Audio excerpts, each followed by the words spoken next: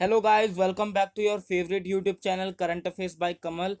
This is me Kamal guys और स्वागत है आपका एक और नई वीडियो में। आज की वीडियो बहुत ही trending topic the farm bill के बारे में होने वाली है और बहुत इंफॉर्मेटिव और इंटरेस्टिंग टॉपिक है।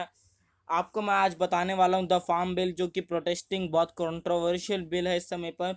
आप देख रहे हैं नॉर्थन स्टेट्स की तरफ आप देख रहे हैं कि वहाँ पर प्रोटेस्ट चल रहा है। पंजाब, हरियाणा, इन दो राज्यों में स्पेशली तो बहुत प्रोटेस्ट चल रहा है इस बिल के अगेंस्ट। तो जानते हैं क्या इस बिल में क्यों फार्मर्स प्रोटेस्ट कर रहे हैं, साथ ही साथ इस बिल के क्या क्या फ़ायदे हैं। सो गाइज, जानने के लिए जुड़े रहिए मेरे साथ, वीडियो एंड तक ज़रूर देखना बिना स्किप करे पूरी जानकारी। सो गाइज, आज की वीडियो बहुत ही इंफॉर्मेटिव होने वाली है इस टॉपिक के बारे में। तो चलिए शुरू करते हैं। जो बिल आने वाला है उसका नाम है द फार्म बिल। इसमें एक अमेंडमेंट है और दो बिल हैं।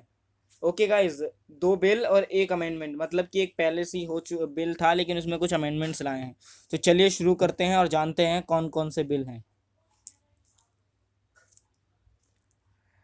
तो गाइज, आप स्क्रीन पर देख रहे होंगे 3 फार्म बिल्स। यही वो फार्म बिल्स है। They are 3 bills. 3 bills pass होने हैं फार्म से रिलेटेड, या कह लो कि एग्रीकल्चर से रिलेटेड। पहले बिल का नाम है farmers produce trade and commerce promotion and facilitation bill. दूसरे बिल का नाम है farmers empowerment and protection agreement of price assurance and farm bill. और तीसरा जो मैं बता रहा था आपको कि एक अमेंडमेंट है और दो बिल हैं, तो जो थर्ड वाला जो है ये एक अमेंडमेंट है। 1951 में था ये बिल, उसके बाद आज अमेंडमेंट है इसमें। बिल का नाम है the essential commodity amendment bill.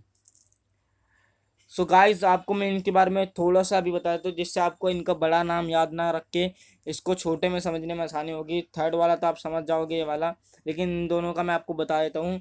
इसका सिंपली मतलब है फार्मर्स अपना जो प्रोड्यूस होंगे वो एपीएमसी, मतलब कि एग्रीकल्चरल प्रोड्यूस मार्केटिंग कमिटीज़ की जो मंडी होती हैं, उनके अलावा कहीं भी पूरे देश में कहीं भी अपना प्रोड्यूस बेच सकेंगे।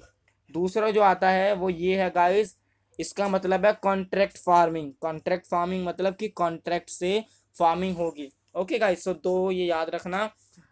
अब चलिए शुरू करते हैं। So first one is, as I told you, farmers produce trade and commerce promotion and facilitation bill. Okay guys, तो चलिए शुरू करते हैं। इसको समझते हैं क्या है ये। इसको डिटेल में समझेंगे तो आपको 3 कॉलम्स दिख रहे हैं। First one is bill. Bill में क्या है, इसके बेनिफिट्स और अपोज क्यों हो रहा है, इसका विरोध क्यों हो रहा है। बिल ये कहता है कि farmers bill will allow the farmers to sell their produce outside the APMC mandis. इसके हिसाब से कि जो फार्मर्स होंगे, जो भी इनका प्रोड्यूस होगा, वो एपीएमसी मंडीज के बाहर पूरे देश में कहीं भी बेच सकेंगे। इससे क्या होगा, इंटर स्टेट और इंट्रा स्टेट जो ट्रेड होगा वो बढ़ जाएगा, कि फार्मर्स स्टेट में कहीं भी और साथ ही साथ स्टेट के बाहर भी कोई से भी स्टेट में अपना प्रोड्यूस बेच सकेंगे। अब इससे क्या फ़ायदा होगा ये याद रखना गाइस, इंटर स्टेट और इंट्रा स्टेट, क्योंकि इससे रिलेटेड एक पॉइंट बताने वाला हूँ बहुत ही ज़रूरी। बेनिफिट क्या है इसका, फार्मर्स के लिए चॉइसेस बढ़ जाएगी, क्योंकि फार्मर्स क्या होगा, जब वो सिर्फ एक पर्टिकुलर मंडी में ना बेचकर पूरे देश में कहीं भी बेचेंगे, तो उससे उनका क्या फ़ायदा होगा, उनके पास चॉइसेस बढ़ जाएगी बेचने के लिए। साथ ही साथ मार्केटिंग कॉस्ट घट जाएगी। उसके बाद बेटर प्राइस मिलने के चांसेस इसलिए हैं क्योंकि जो कंज्यूमर्स होंगे या कह लो खरीदने वाले होंगे वो बहुत ज़्यादा बढ़ जाएंगे, जिससे फार्मर्स के पास चॉइसेस होगी बहुत सारी। तो वो अपनी मर्जी से जो कॉस्ट है वो तय करके बेच पाएंगे और वो कॉस्ट उनके लिए अच्छा प्राइस दिलाएगा। Next point, this is surplus produce to shortage produce. तो मैंने अभी आपको बताया था inter state and inter state, so ये इसी से रिलेटेड है। तो समझते हैं गाइस इसको। इसका मतलब है कि सरप्लस प्रोड्यूस, मान लीजिए कि हरियाणा के जो किसान हैं वो सरप्लस प्रोड्यूस कर रहे हैं, और पंजाब में इस समय जो प्रोड्यूस है वीट का वो कम है, ठीक है गाइस। तो क्या होगा, जो हरियाणा के किसान हैं वो चाहेंगे तो वो क्या कर सकते हैं, वो पंजाब में अपना जो गेहूं होगा, वीट प्रोड्यूस होगा, वो बेच सकेंगे। अब जहाँ पर किसी चीज़ की कमी होती है तो वहाँ पर वो चीज़ बहुत महंगी होती है। लेकिन जब हरियाणा वाले पंजाब में गेहूं बेचेंगे तो वो अपने लिए भी सेटिस्फाइड प्राइस में बेचेंगे, उनके लिए तो वो प्राइस अच्छा होगा। लेकिन जो पंजाब वाले होंगे उनके लिए वो बहुत अच्छा होगा, क्योंकि पंजाब वाले जो पहले से ही 10 रुपये किलो में गेहूं ले रहे थे, अगर उन्हें 5 रुपये किलो में हरियाणा वालों से मिलेगा तो उनको फ़ायदा होगा। जबकि अगर हरियाणा वाले सिर्फ हरियाणा में बेचेंगे तो उनको 2 से 3 रुपये किलो के भाव से रेट मिलेगा। लेकिन जब वो पंजाब में बेच रहे हैं तो उनका 5 रुपये किलो, तो इसका मतलब दोनों सेटिस्फाई हो जाएंगे इससे। नेक्स्ट थिंग कम से अपोज क्यों हो रहा है, इसका विरोध क्यों है जब इतना अच्छा है। तो इसका कहना है कि स्टेट रेवेन्यू घट जाएगा। स्टेट रेवेन्यू इसलिए घट जाएगा कि एपीएमसी जो होती है वो रजिस्टर्ड होती है। ओके गाइस, एपीएमसी जो होती है वो रजिस्टर्ड होती है गवर्नमेंट से, तो इसका मतलब गवर्नमेंट को रेवेन्यू मिल रहा है ना उससे। लेकिन जब ऐसी कोई जो रिटेलर या फिर परचेजर को बेचेंगे जो रजिस्टर्ड नहीं होगा तो गवर्नमेंट का रेवेन्यू घट जाएगा। दूसरा जो आता है वो है एंड ऑफ एमएसपी। एमएसपी मतलब मिनिमम सपोर्ट प्राइस, जो फार्मर्स के लिए था। लेकिन जब क्या होगा, जब फार्मर्स बेचेंगे तो क्या हो सकता है कि जो प्राइवेट परचेजर होंगे वो क्या कर सकते हैं, वो मिली भगत करके सारे जितने भी खरीदने वाले होंगे वो मिली भगत कर लेंगे और सोचेंगे कि अब हम क्या करते हैं कि इनसे एक ही प्राइस पे, कि भाई तुम भी 2 रुपये किलो पे खरीदना, हम भी 2 रुपये, इससे ज़्यादा मत देना। तो मिली भगत होने की वजह से फार्मर्स को एक अच्छा प्राइस नहीं मिल पाएगा और एमएसपी का एंड हो सकता है। Next thing comes is farmers का एक्सप्लॉयटेशन। अब हमें पता है जब एमएसपी गिर जाएगा, फार्मर्स की कंडीशन बेकार हो जाएगी, तो एक्सप्लॉयटेशन तो होना जाहिर सी बात है। ठीक है गाइज, तो ये हो सकता है। Let's move to the next slide. जो अब ये जो नेक्स्ट बिल है जो मैं बता रहा था, सेकंड बिल वो ये है, that is farmers empowerment and protection agreement of price assurance and farm service bill. तो चलिए गाइस समझते हैं इसको, इस बिल में क्या है।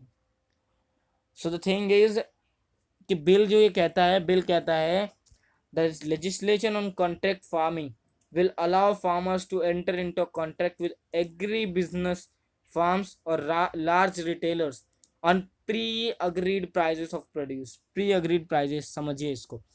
तो क्या होगा, फार्मर्स जो होंगे वो लार्ज रिटेलर से और एग्री बिजनेस फर्म्स इनसे कॉन्ट्रैक्ट कर लेंगे। कॉन्ट्रैक्ट ये होगा कि किसान जो करेंगे वो बस प्रोड्यूस करेंगे। ठीक है गाइज, अब वो प्रोड्यूस अगर किसी वजह से बेकार हो जाते हैं, जैसे कि कोई डिज़ास्टर की वजह से, कोई नेचुरल डिज़ास्टर की वजह से, कोई और जो मिस हैपनिंग है उसकी वजह से अगर हो जाता है, तो उसके लिए फार्मर्स रिस्पॉन्सिबल नहीं होंगे। फार्मर्स को उनके फार्मर्स और कॉन्ट्रैक्टर के बीच में एक तय कीमत तय हो जाएगी कि कॉन्ट्रैक्टर बोल देगा कि हम आपका हार्वेस्ट इतने में खरीदेंगे, चाहे इतने रुपए में खरीदेंगे, चाहे वो कैसा भी हो। तो उसके बाद चाहे वो कैसा भी हो, फार्मर्स को उसकी दिक्कत नहीं होगी। तो सिक्योरिटी वाली जो बात है वो यहाँ हो जाएगी कि सिक्योरिटी हो जाएगी कि फार्मर्स का अगर जो फसल है वो बर्बाद होती है तो उनको उसके लिए पछताने की ज़रूरत नहीं है।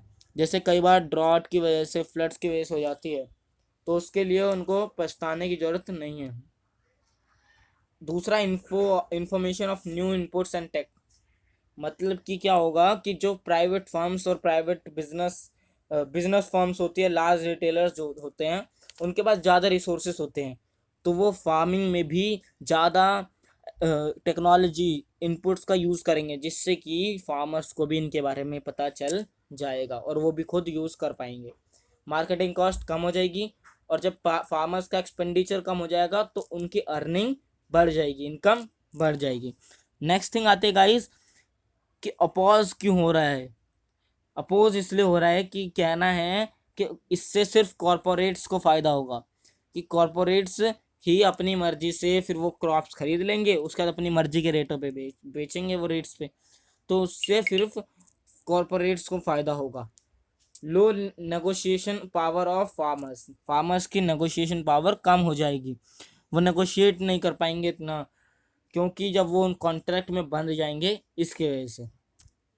नेक्स्ट एंड लास्ट बिल जो है मैं बता रहा था अमेंडमेंट वाला, वो यही है guys, the essential commodity amendment bill 1951। The bill was passed.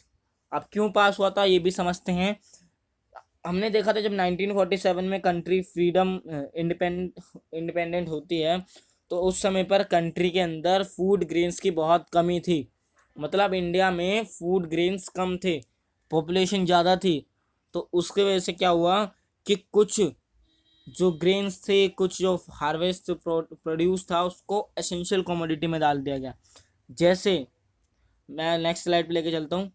जैसे कि जो cereals means cereals, pulses, edible oils, oil seeds, onion, potatoes, ये एसेंशियल कमोडिटीज़ में डाल दिए गए थे, एसेंशियल कमोडिटीज़ की लिस्ट में, जिसके तहत कि ये एसेंशियल कमोडिटीज़ हैं और इनका रिज़र्व रखना ज़रूरी होगा कि इतना तो रिज़र्व हमेशा होना चाहिए इन पर्टिकुलर चीज़ों का, ताकि कोई भी अगर दिक्कत आती है तो उसमें यूज़ किया जा सके। ठीक है गाइस, तो ये रीज़न था। अब समझते हैं कि अब ये हटाया क्यों जा रहा है। क्योंकि इस बिल का कहना है कि रिमूव, मतलब कि ये इन जितने भी कमोडिटीज़ का मैंने नाम बताया, सीरियल्स, पल्सेस, एडिबल ऑयल्स और ये सब, ये एसेंशियल कमोडिटीज़ की लिस्ट में से हटा दी जाएंगे। और इस जो स्टॉक्स रिजर्व की बात थी, रिजर्व रखने की, वह सिर्फ कुछ केसेस में होगी, जैसे कि नेचुरल डिजास्टर होता है, वॉर आती है, फेमाइन, या फिर प्राइस राइज आता है, इन्फ्लेशन ज़्यादा हो जाती है एकदम, उस केस में ही सिर्फ रिजर्व रखा जाएगा। ये इसलिए कहा गया गवर्नमेंट के द्वारा क्योंकि जब ग्रीन रेवोल्यूशन आई तो उसके बाद से जो कंट्री थी वो कैपेबल हो गई थी कि कंट्री प्रोड्यूस कर सके सफिशिएंट अमाउंट में इन सब कमोडिटीज़ को।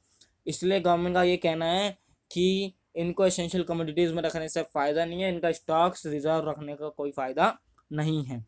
इसके benefits, attract FDI and private investment to farm sector, ये फार्म है गाइज, ओके, फार्म। ये कहना है कि एफडीआई और प्राइवेट इन्वेस्टमेंट अट्रैक्ट होगी इससे।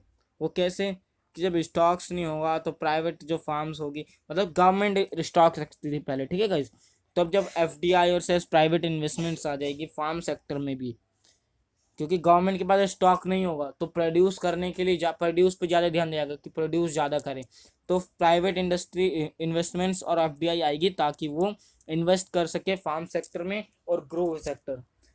प्राइस स्टेबिलिटी, क्योंकि प्रोड्यूस पे ज़्यादा ध्यान दिया जाएगा प्रोडक्शन पे, तो प्राइस स्टेबिलिटी बढ़ जाएगी। सो ये दो बेनिफिट्स थे। अब आप सोच रहे होंगे अपोज क्यों किया जा रहा है। सो गाइस, मैं आपको एक चीज़ बता दूँ कि ये जो बिल है ये वाला, ये लोकसभा में पास हो चुका है। And the first one bill also, पहले वाला जो मैंने बताया सबसे पहला, वो भी जो एपीएमसी वाला था वो भी बिल पास हो चुका है। दो बिल पास हो चुके हैं।